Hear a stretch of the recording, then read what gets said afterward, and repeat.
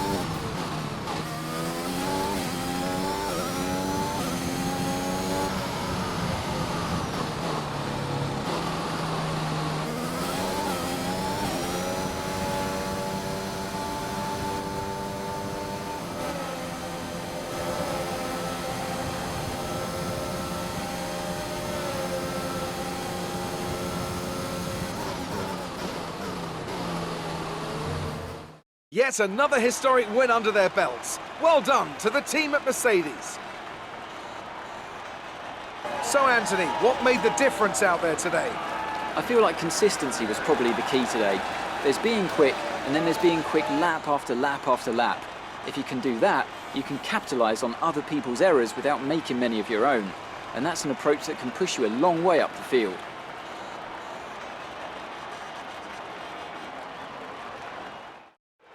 So after a magnificent race, we can now see the drivers making their way to the podium. Once again, it's the Silver Arrows who take top spot, a well-earned victory for Mercedes.